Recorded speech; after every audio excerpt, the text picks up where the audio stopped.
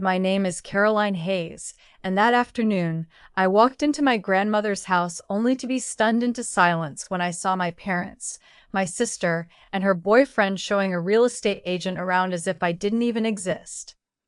This house was the inheritance my grandmother left specifically to me, along with her wish that I protect it at all costs, yet they had quietly decided to sell it. Have you ever watched your own family brazenly take away the one thing that mattered most to you? If my story stirs a memory or a feeling in you, I hope you'll share your thoughts, and don't forget to like and subscribe so we can stay connected on this journey. Because behind that afternoon lay a chain of secrets I never saw coming. I still remember the feeling when my hand gripped the old wooden doorknob, the chill of the metal sinking straight into my bones. In that instant, every memory of the house came flooding back. The smell of Grandma Evelyn's apple pie whenever I stepped in from the yard, the creak of the floorboards under my feet, the slant of morning sunlight through the kitchen window, and the soft rustle of wind through the maple trees on the porch. As a child, I spent nearly every summer here. My parents were busy with work and caring for my sister Melissa, so they sent me to stay with Grandma. Those months were some of the few truly peaceful times in my life. She taught me how to tell different seeds apart, how to knead dough so the crust came out soft yet crisp, and most importantly, how to stand firm under pressure, even if that pressure came from your own family. "Caroline," she would say, holding my hand, her sun-browned, work-worn hands still warm, "you have a good heart, and that's a gift. But a good heart needs a shield. Don't ever let anyone take advantage of your kindness, not even family." At the time, I just laughed, thinking she was teasing. I had no idea those words would one day become my compass. When Grandma passed, the house officially became mine. The will was read at the lawyer's office. Everything was clear and legal. My parents didn't react much. My father shrugged, saying he and Mom were happy in their suburban home. Melissa smiled and said, "You like that place more than I ever could. I'd be bored to death there." I believed they truly didn't care, and for the next 5 years, things stayed peaceful. I worked in the city as an interior architect for a well-known firm. Every weekend, I drove over an hour and a half back here. Taking care of and restoring the house became my joy.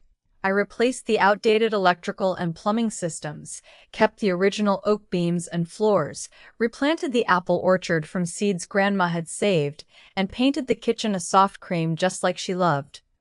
Every change I made was careful, as if I might hurt the soul of the house. Sometimes, I invited close friends for weekend visits. We'd bake pies, brew tea, and I'd tell them stories about Grandma. Neighbors, especially Daniel Brooks, the man who lived on a nearby farm, often stopped by. He had been a longtime friend of Grandma's and knew every brick of the place. He also told me old stories, like how Grandma used to host summer gatherings for the whole neighborhood. It was Daniel who first noticed something was off. One spring afternoon, while I was trimming the hedges, he walked over, his expression serious. "Caroline, I've seen some strangers around your house lately. They were taking pictures from outside the fence, and one day they even came into the yard." I frowned. "Maybe guests of the neighbors who got lost?" He shook his head. I asked. "They weren't. They were with Melissa and your parents." My stomach dropped. I tried to stay calm, but I couldn't stop thinking about it the rest of the day. That night, I reviewed the footage from the security cameras I'd installed around the yard. Just as Daniel said, there were clear clips of my parents and Melissa bringing a man in a suit, holding a folder. They pointed things out, opened the front door with the spare key I'd left at my parents' house years ago. A week later, at a family dinner, things became even clearer. We sat around the table, the roast chicken steaming in the center. Before I could say anything, Mom spoke up. "Melissa and Tom found a great house. But to buy it before the baby comes, they need the money fast. We think the best way is to sell your place in the country." I looked up, meeting her eyes. "My place? You mean Grandma's house she left to me?" Dad cut in, voice firm. "There's no such thing as your own in this family, Caroline. Everything's shared, and we help each other." I set my fork down, keeping my voice even. But that's legally mine. I still use it and take care of it. How could you decide to sell it without asking me first? Melissa propped her elbows on the table, her tone edging higher. You don't live there full-time. You've got a home in the city. I need a house for my family. The air around the table thickened. I didn't want to fight in the middle of dinner, so I stayed quiet, but I'd already decided. I was going to find out exactly what was going on. The next day, I met Daniel at a small cafe near the highway. From his jacket pocket, he pulled out a folded piece of paper.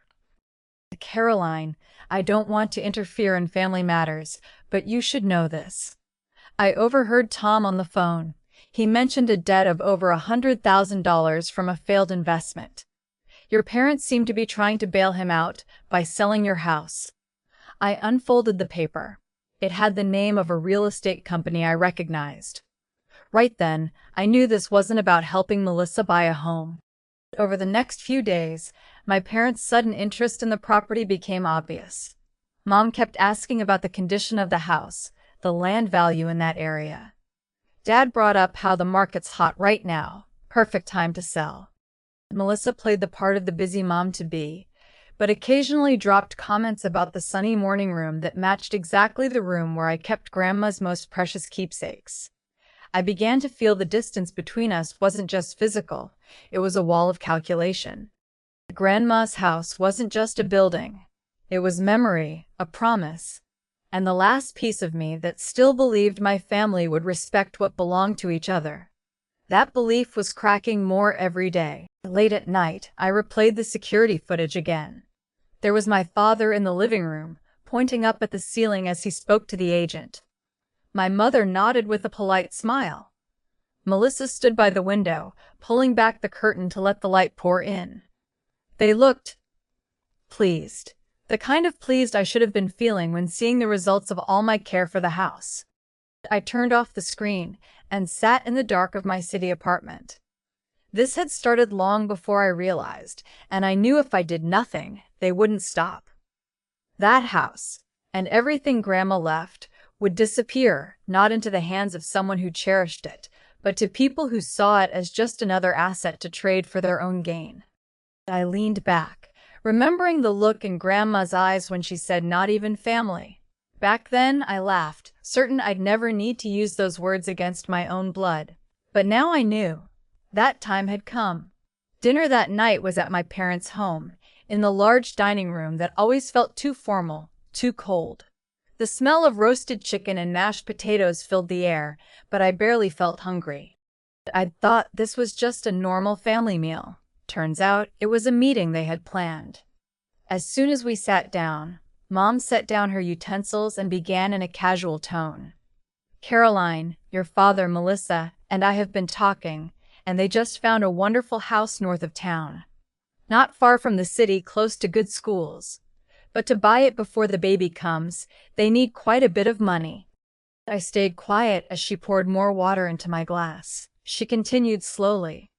"We think the most reasonable plan is to sell Grandma Evelyn's house. You don't live there much." I looked up, locking eyes with her. "You call that the most reasonable plan?" "That's the house Grandma left me. I'm there every week. I take care of it and maintain it." My father, who'd been silent until now, cut in, his deep voice carrying authority. "Caroline, you need to understand something. In this family, there's no such thing as private property. Everything's for the greater good. Melissa's about to be a mother. She needs a stable home." I set down my fork, my voice calm but firm. "But it's legally in my name. How could you make plans to sell it without asking me?" Melissa, who'd been fiddling with her napkin, suddenly looked up, her tone edged with reproach. "You have a home in the city, a good job, you're not lacking anything.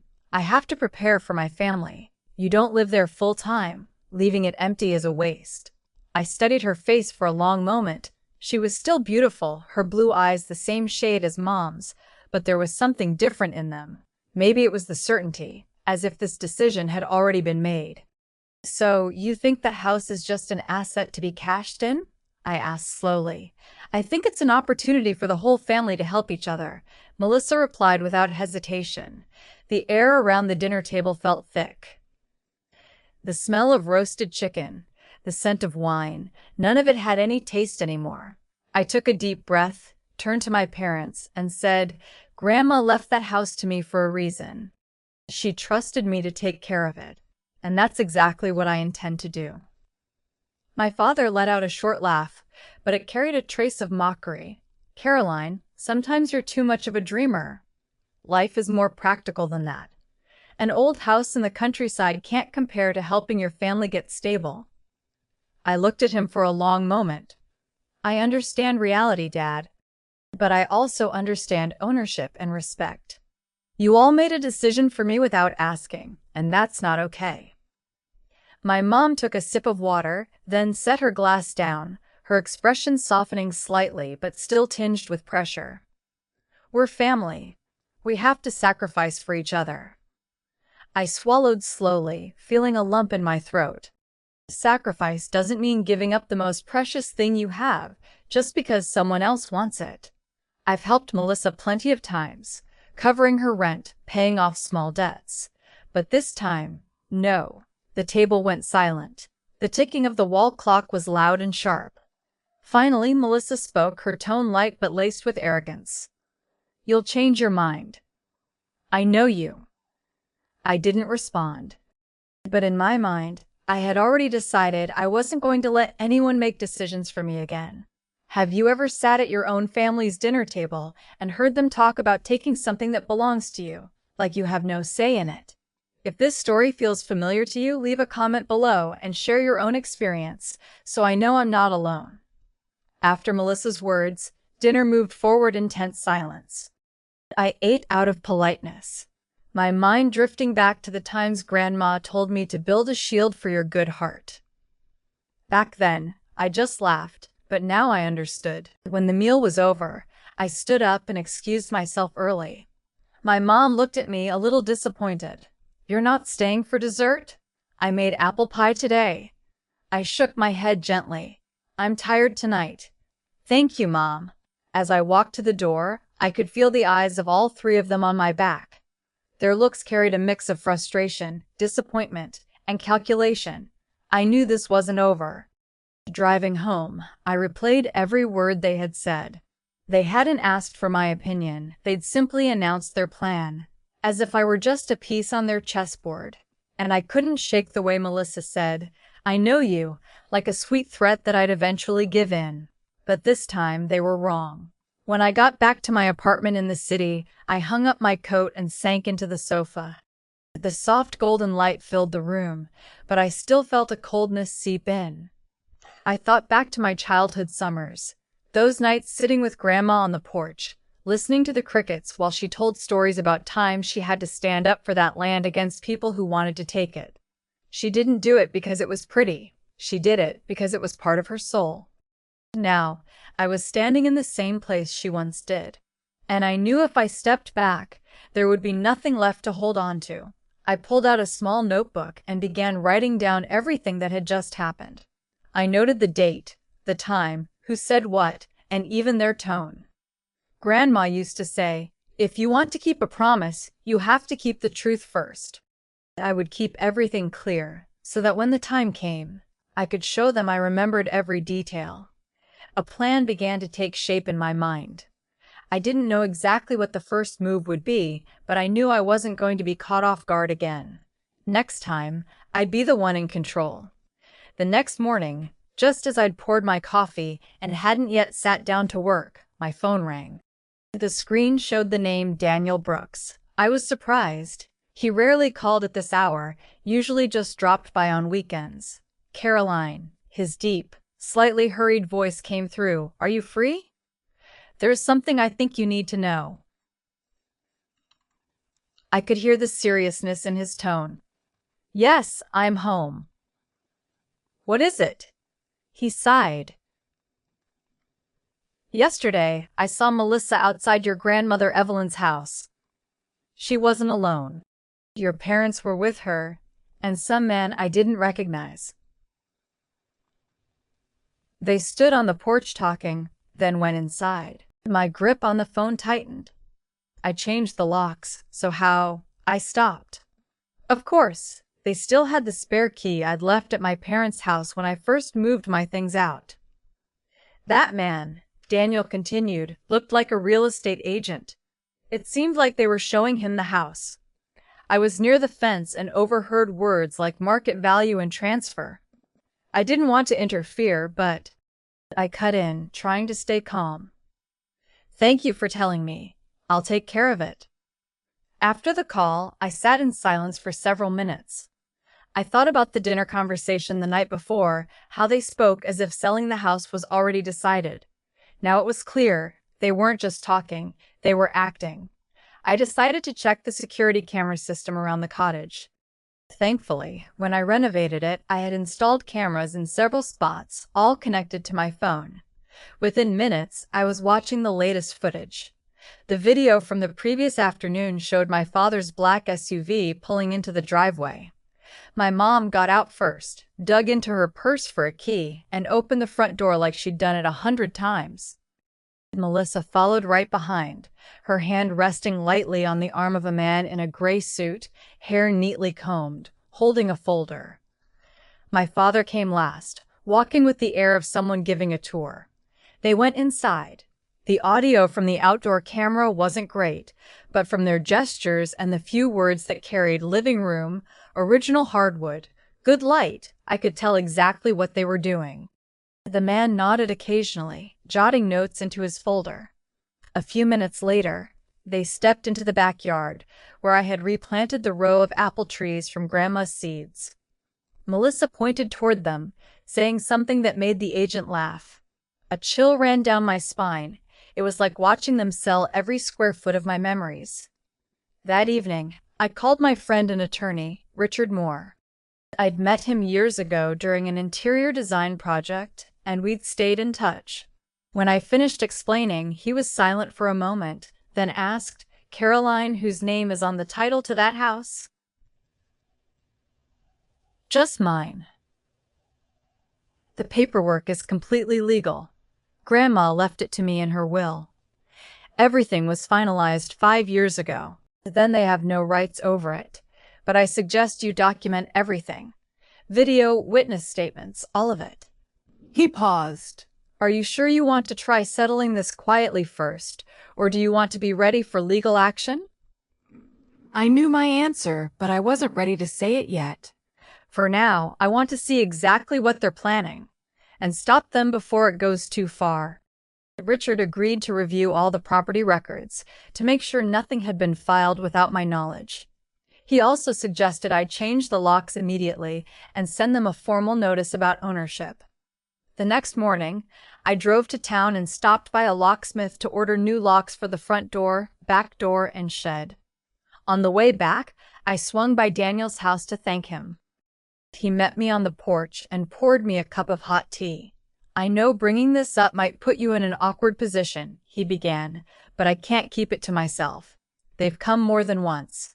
One time I heard Melissa tell that man, 'If we close quickly, we can hand over the house before summer.' Caroline, it's clear they're treating this as a done deal." I bit my lip. "Mr. Daniel, would you be willing to testify if it comes to that?" He nodded immediately. "Of course. I know Evelyn wanted this house to stay with you. I'll never forget the time she said you were the only one who truly appreciated every corner of this place." His words felt like a sharp needle in my heart.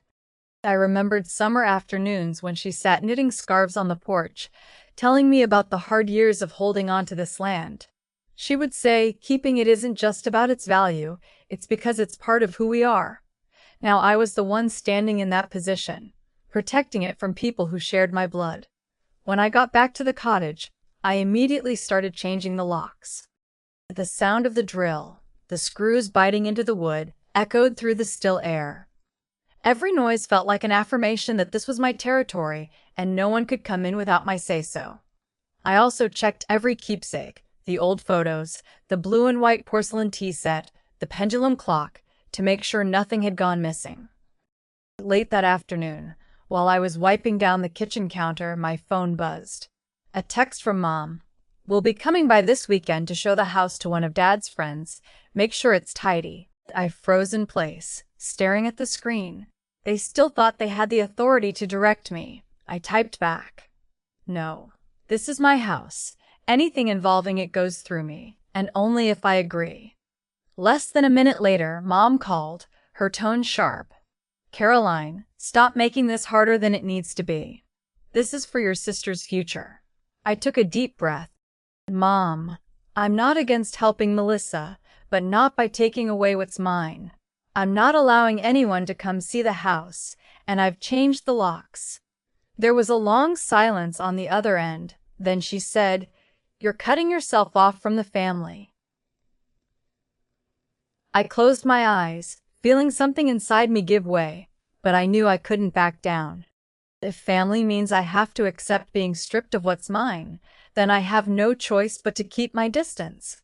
I hung up before she could say more. In the quiet kitchen, I leaned against the counter, feeling a mix of sadness, anger, and resolve. I knew this was only the beginning. They wouldn't give up easily, and neither would I. That night, I returned to the city still heavy-hearted after the call with Mom. The feeling of having my rights dismissed by the people closest to me made me both angry and hurt. But I also knew that if I let things keep going this way, they would eventually back me into a corner. And when that happened, I'd have no chance of keeping what was mine. Sitting in my living room, the desk lamp casting a warm glow on the legal documents Richard had emailed, I read through each clause. Ownership rights, rights of refusal, the necessary procedures for a legal transaction. The more I read, the clearer it became that I had to act now, before Mom, Dad, or Melissa could maneuver behind my back. The next day, I met Richard at a quiet cafe near his office. As soon as I sat down, he opened his laptop and got straight to the point. "Caroline, you have two options. 1. Send a formal legal notice demanding they cease all actions regarding the house, with a warning about the consequences of trespassing. 2. Take the initiative to sell the house before they make a move, but choose the buyer very carefully." I bit my lip. "You think the second option is better?" Richard nodded. "If you keep the house, they'll keep finding ways to get to it. But if you sell it to someone trustworthy, with clear conditions, they can't touch it.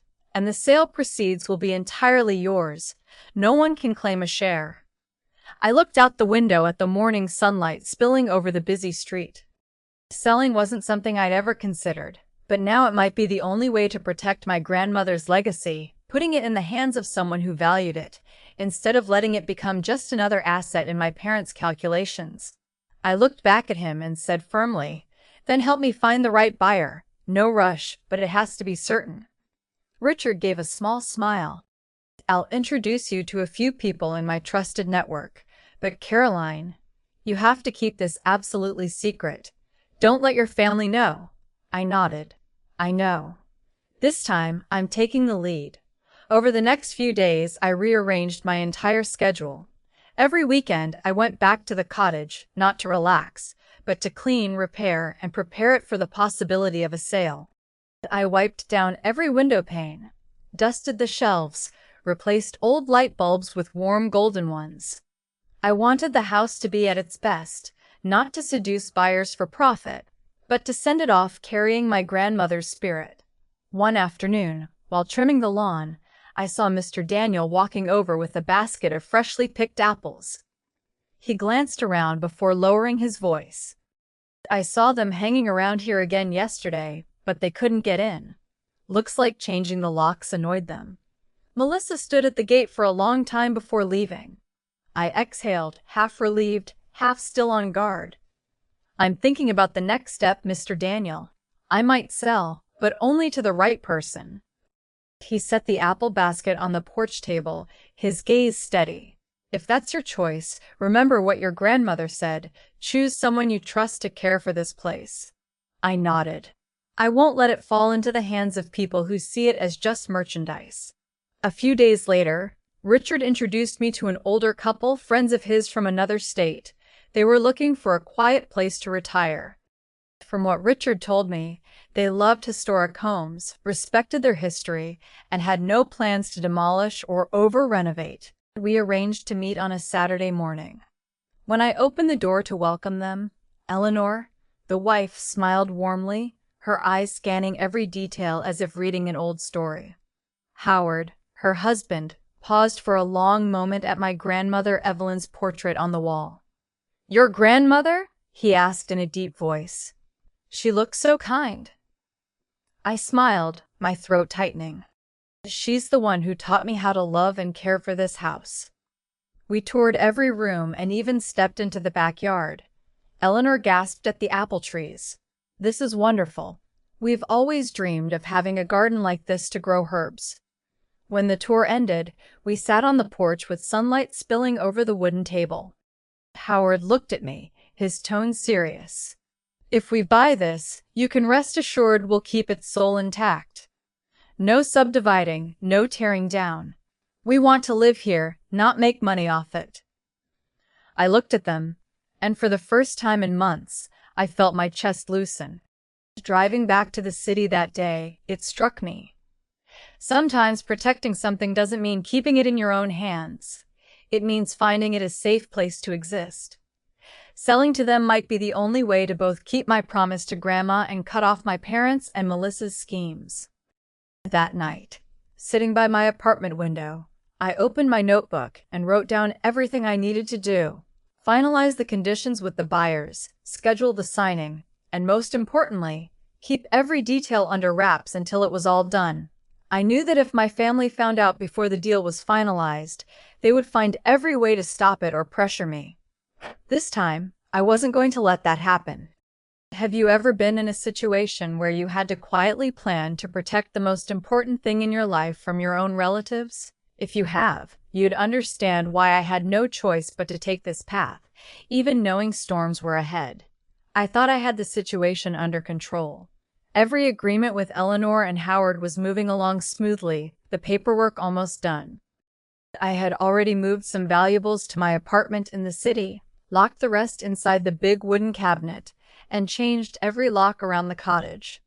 But one weekend evening, while I was in the city finishing a design project on deadline, my phone rang. The caller ID showed it was from the security system I had installed at the cottage. Break-in alert. I immediately opened the app on my phone. The camera feed appeared. Under the porch motion light, I saw 3 figures, my parents and Melissa. Melissa was wearing a long wool coat, holding a familiar wooden box in her arms. My father was crouched over the front door lock, while my mother stood at the gate, glancing around as if keeping watch. A chill shot down my spine. Without a word of warning, they were trying to get inside and clearly intended to take some things. I immediately called Mr. Daniel, asking him to go over and check, and also to serve as a witness. He answered after just 2 rings, his voice groggy but snapping awake when he heard my story. "Caroline, I'll head there right now. Keep me on the line." As soon as I hung up with him, I called the town police to report an unauthorized entry into my home. The female dispatcher calmly asked for details and promised to send a patrol right away. Through the camera, I saw my father had unlocked the door. All 3 stepped inside, their shadows stretching across the wooden floor. Melissa went straight to the corner of the living room where the cabinet with Grandma Evelyn's keepsake stood. She bent down, opened it, and took out 2 old wooden boxes, one of them holding the blue porcelain tea set Grandma cherished most. My mother stood by the window, pulling the curtain aside so the streetlight spilled in, then motioned for my father to bring down a few large framed paintings. I could see every movement in sharp HD, and a mix of anger and hurt swelled inside me. Less than 10 minutes later, headlights flooded the front yard. It was Mr. Daniel's truck. He got out, phone in hand, calling out loudly as he walked up, "Robert! Margaret! What on earth are you doing here?" My mother turned, her face paling. My father set down the frame, trying to sound calm. "We're just taking a few things we need before selling the house. This is family business, Daniel. You don't need to interfere." Mr. Daniel frowned. Family business or not, this is Caroline's house. She hasn't given you permission. Melissa cut in sharply. What do you know? This was Grandma's house, and she wanted it to serve the family. Caroline's being selfish, hoarding it for herself. Just then, the patrol car pulled in, blue and red lights flashing against the windows. 2 officers stepped out and headed for the porch. Mr. Daniel pointed toward my parents and Melissa. The homeowner is Caroline Hayes. She's in the city, but I called for her. This is a break-in. One officer took notes while the other went inside, instructing everyone to step out. Through the camera, I saw my father start to protest, but the officer's voice was firm. Whose name is on the deed? We need to verify immediately. Mr. Daniel handed the officer my phone. I said clearly, I'm the sole owner. They have no right to be there or take anything. Hearing that, the officer told my parents and Melissa to put everything they had taken on the table, then step outside. Melissa slammed the wooden box down and glared. You're making a big scene, Caroline. This is the family home. I replied over the phone, loud enough for all to hear. No, this is my home, and I've made that clear many times.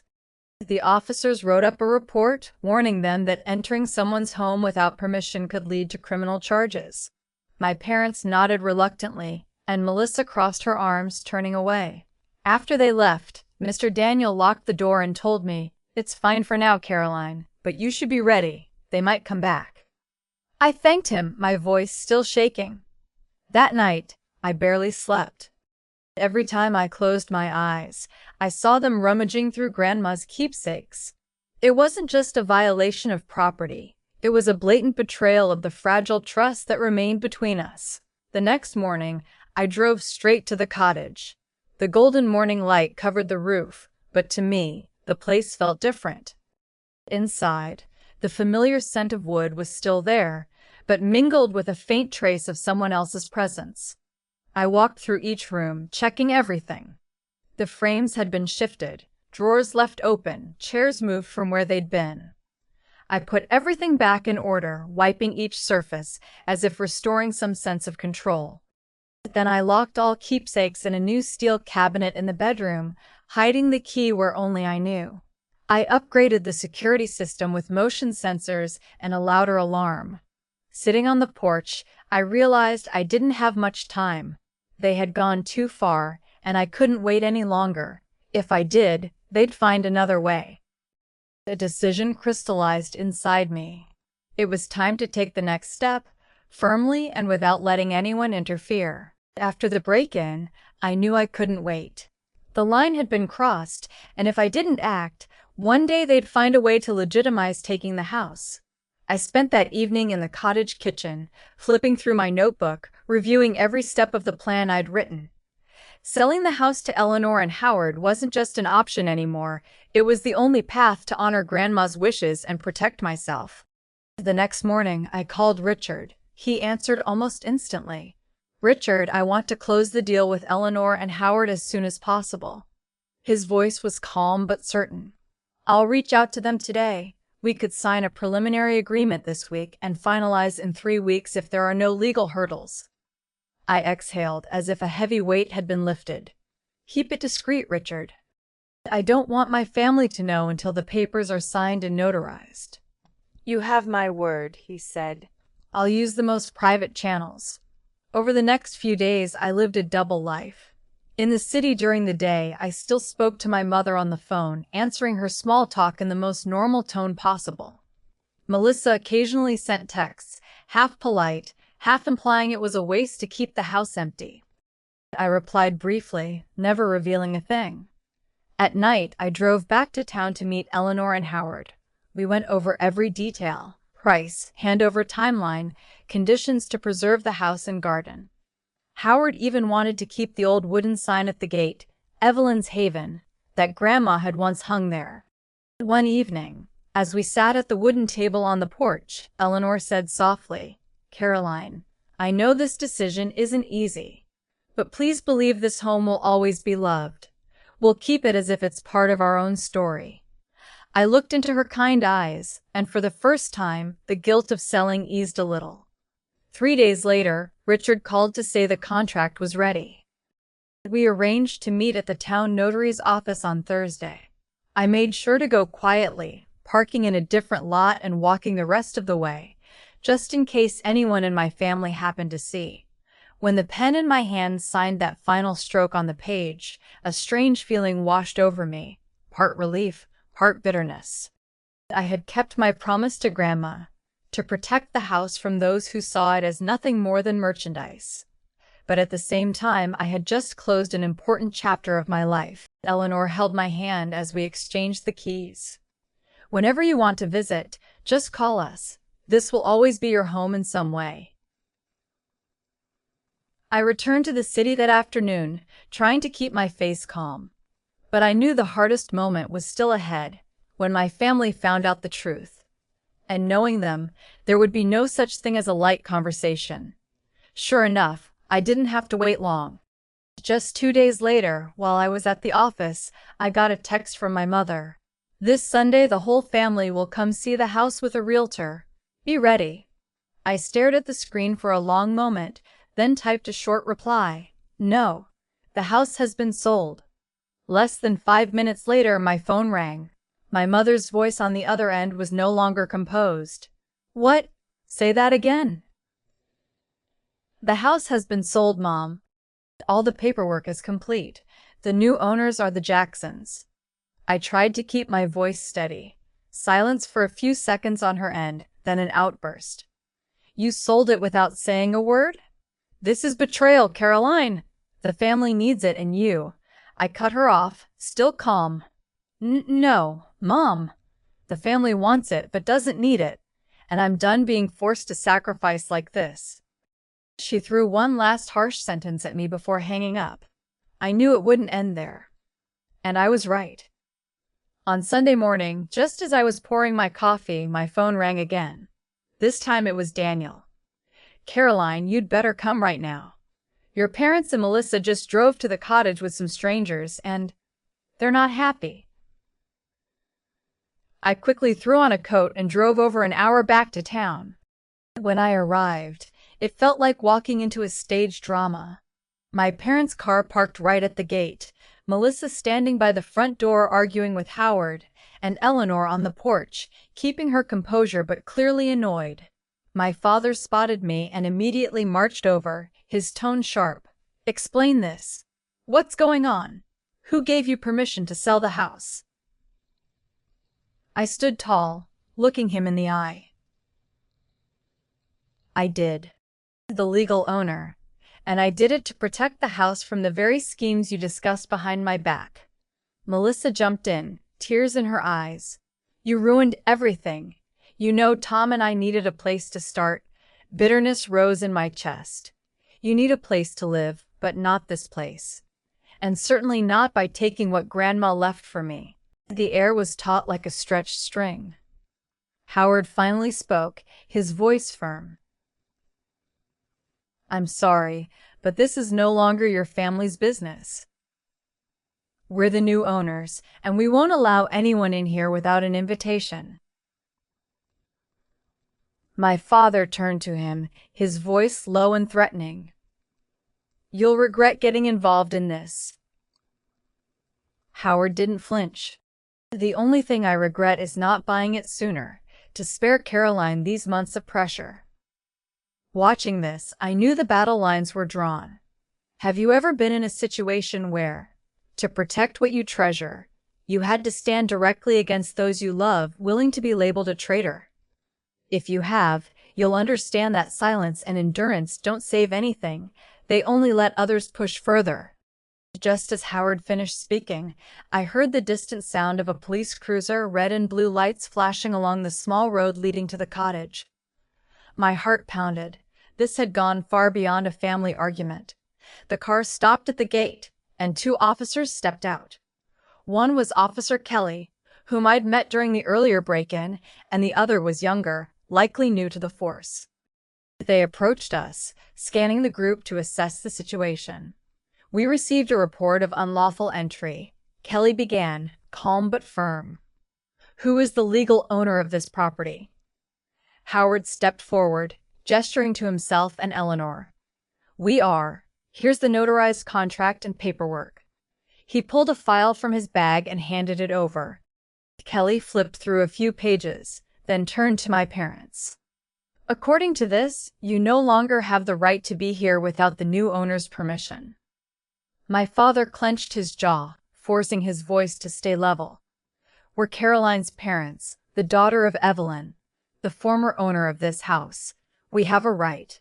I cut him off, my tone clear. The only right you ever had was to visit when invited, and I'm no longer the owner. I sold it legally to the Jacksons. Everything is final. Melissa, standing behind my mother with red eyes but no more tears, spoke sharply. You sold it behind the family's back. You know we needed this place. I met her gaze. You say we, but you mean you. And you've forgotten that to have something, you first have to respect the person who owns it. Howard placed a reassuring hand on my shoulder before turning to Kelly. We'd like this to end here. No one is to enter the property without a clear invitation from me or my wife. Kelly nodded, shifting his gaze to my parents. I suggest you leave now before we have to file an official report for trespassing. My father looked at my mother, then at Melissa. The silence between them was so heavy I could feel every breath. Finally, he said, "Let's go." His voice was hoarse, but I couldn't tell if it was from anger or from realizing there was no turning back. They walked toward their SUV, steps heavy. Melissa stopped halfway, turning to me with eyes full of accusation. You chose the house over family. Don't expect me to forget that. I didn't respond. Sometimes silence is the only answer left when every explanation has lost its meaning. Once their car left the gate, the tension eased. Eleanor invited us inside. The police left after taking notes and confirming the matter was resolved. I sat in the living room, where I'd once placed Grandma's old furniture, now replaced by Eleanor with a soft beige sofa. Everything was familiar, yet somehow different.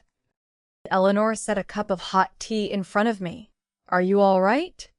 I nodded, my voice raspy. I knew this would be hard, but I didn't expect it to feel this heavy. Howard sat across from me, his voice warm and steady. Caroline, what you did today was right, but right doesn't mean easy. We'll keep this house just as it is. If you want to visit, think of it as a place that welcomes you, not one that shuts you out. I gave a faint smile, my heart easing just a bit. Thank you. Really, thank you. That afternoon, I left the cottage. The drive back to the city felt longer than usual, not because of traffic, but because my mind was weighed down. The image of my parents and Melissa standing at the door, eyes full of blame, kept replaying. I knew this relationship wouldn't be easily mended, but I also knew I had protected what Grandma had trusted me with. That evening, sitting in my apartment, I pulled from my bag the old cottage key. It could no longer open the door, but I kept it as a reminder. Some battles aren't about beating someone else, they're about holding on to yourself. Out there, the city was still bustling as if nothing had happened. But inside me, one door had closed, and another, full of challenges but also freedom, was opening. After that confrontation at the cottage door, the atmosphere in my family grew thick, like a storm cloud hanging low. Calls from my mother became rare, replaced by short, cold text messages. My father stayed completely silent, not a single word to check on me. Melissa had blocked me on most social media platforms. I thought they'd need time to cool down, but just a week later, a new storm hit. That morning, while making coffee, I got a call from an unknown number. The man's voice on the other end introduced himself as a reporter from the local paper. He was polite, but his first question stopped me cold. Do you want to comment on reports saying you sold your grandmother's house for your own gain, abandoning your family, especially your pregnant sister? It took me a few seconds to speak. I'm sorry, where did you hear that? He hesitated. Sources from people close to your family and some former neighbors. I knew immediately what was going on. Someone, and most likely my mother or Melissa, had twisted the story to make me look like a greedy traitor to my own blood. I have no comment, I said, keeping my voice even, but if you want the truth, check the legal records. I am the rightful owner of that house, and I sold it of my own will. No one has the right to force or interfere. When I hung up, my hands trembled slightly. Not from fear, but from the sting of knowing my own family had dragged me under the judgmental gaze of strangers. That afternoon, I got a text from a few old classmates from town. "Caroline, what's going on? We heard you sold the house and abandoned Melissa?" I replied briefly. "Just rumors. I'll explain when I can." I didn't want to turn this into a public mudslinging match, but staying silent would only let the rumors spread. I called Richard for advice. "You've got two options," Richard said. 1. Ignore it and let them talk. 2. Issue a clear public statement without making it personal. The second way lets you control the narrative. I thought for a moment, then chose the second. I wrote a short post and put it on my personal page. Every family has its own story, and not everyone will see things from the same perspective. I value my grandmother's legacy and did everything necessary to protect it. The house is now with people who will preserve its true worth. I hope everyone will respect my privacy and my family's. The post drew a lot of comments. Some were supportive, sharing their own stories about being pressured by relatives over property. Others hinted I was selfish. But at least I had spoken up, and that was something I could control. In the middle of the chaos, I got a surprising message from Tyler, Melissa's fiancé. "Caroline, I know things are tense, but I'd like to talk, just the two of us." We met at a quiet cafe on the outskirts of town. Tyler looked exhausted, with dark circles under his eyes. He got straight to the point. "I don't agree with how Melissa and your parents handled this. Honestly, I never wanted that house. I had my own plan to buy a place for our family, but Melissa thought taking your house was the fastest way." I stayed silent, letting him go on. "They didn't tell you, but they hoped to sell the house, use part of the money to pay off Tom's debt, and leave the rest for Melissa. I didn't think it was right, so I stayed out of it." His words suddenly made so much sense. The urgency, the times they tried to get inside the house, it wasn't just about helping Melissa. There were other interests at play. Tyler looked at me, his voice steady. "I think you did the right thing. Melissa won't see it now, but in the long run, maybe she will." I exhaled. "Thank you for telling me. At least I know someone sees it from another angle."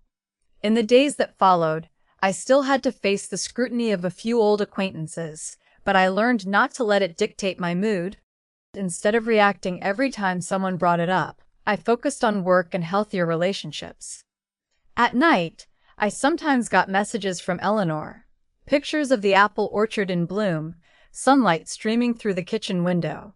Each photo reminded me the house was being cared for, peaceful, just like Grandma always wanted. Have you ever been turned into the villain in your own story, just because you dared to stand up for what's right? If you have, you know, rumors don't define you. The way you live and hold to your principles does. Time passed, and things slowly quieted down. The rumors lost their heat as people found new stories to gossip about. My family kept their distance, but the emotional explosions stopped. What remained were long silences and half-finished questions in text messages. One late autumn afternoon, I got a call from my mother. Her voice wasn't sharp anymore. It was lower, like she'd wrestled with the decision to dial my number. "Caroline, I think it's time you met your sister. Melissa had the baby 3 weeks ago. You haven't seen your niece." I was quiet for a few seconds. The name Melissa still stirred old wounds, but the thought of a newborn softened something in me. "You want me to come to the house?" I asked. "No, she's at the new apartment with Tyler. I'll send you the address." The next day, I brought a small gift, a hand-knit cream-colored blanket, warm and soft like the memories of Grandma. When I arrived, Tyler opened the door. He smiled faintly, looking both awkward and sincere.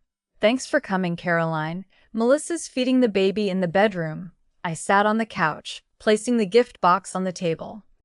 When Melissa came out holding a tiny baby girl, I saw a familiar blue in her eyes, the same shade as Grandma Evelyn's. "This is Lily," Melissa said. Her voice still carried distance, but without the edge of tension. I gently reached out for the baby. She smelled of milk, her tiny fingers curling around mine. A strange warmth spread through me, as if the anger and resentment of all those months had been lifted, at least a little. "Hello, sweetheart," I whispered. "I'm Aunt Caroline." Melissa sat across from me, watching every move. The silence stretched before she finally spoke. "I know. You didn't do what you did just to make things hard for me." I realized it when we moved into this apartment, and I had to handle everything for Lily myself. I was used to having someone clear the way for me, and you didn't let that continue. I looked up and met her gaze. In it, I saw a flicker of honesty I'd never seen before. "You need to stand on your own," I said slowly. "Not because I don't want to help, but because I don't want you to depend on someone else, especially when that someone could take it away at any time." Melissa nodded, glancing at Tyler. He said the same thing. "I guess I've been too used to being the favored one." I smiled faintly. "Mom and Dad did it out of love, but love doesn't always mean it's good for you. Grandma knew that. That's why she left me the house." As a reminder that boundaries matter, even in family. We talked a little more about Lily, about sleepless nights and the small but priceless moments of motherhood. There were no criticisms, no fights, just two sisters, and a baby sleeping peacefully in my arms. Before leaving, I placed the knitted blanket on the baby's crib. "This gift is just like the one Grandma made for me when I was born. I want Lily to grow up knowing that family is a safe place, but also one where we respect each other." Melissa softly replied, "Thank you." Just 2 words, but I knew they held far more than what could be spoken out loud. On the way home, I drove slower than usual. Golden leaves covered the narrow street, reminding me of those autumn afternoons sitting on the porch of the cottage, watching Grandma smile gently and say, "Sometimes you'll have to let people be angry or disappointed, just to keep yourself whole." I realized that everything that had happened wasn't just a fight over property. It was a lesson in keeping boundaries, in loving myself enough not to be dragged into the cycle of unconditional sacrifice. And it was also a reminder that even when family ties are tested, there is still a chance to mend them, if both sides are willing to see the truth and change. As I got closer to the city, my phone buzzed. A text from Mom. "Thank you for going. I think Lily will need an aunt like you." I read that line over and over, then smiled. Not everything was resolved, but at least we had found a new beginning. Outside the window, the autumn sky faded into a pale orange. I knew that even though the cottage now belonged to someone else, it would always live within me, not through its walls or roof, but through the lessons of resilience, self-respect, and holding on to what truly matters. What do you think about the way I chose to protect my boundaries, yet still leave the door open for reconciliation? In families, do you think there are times we have to be the difficult one just to preserve the values that will last for the future? I believe that every relationship, no matter how full of tears or conflicts, can find common ground if both sides are willing to listen and change. If you've ever faced difficult choices like that, I would truly love to hear your story and your perspective. Please share in the comments. Your experience might be exactly what someone in a similar situation needs to find their own answer. And don't forget to follow the channel so we can continue exploring the next stories together. Honest, heartfelt slices of family life, loss, and the journeys to rediscover the true values of home. See you in the next story.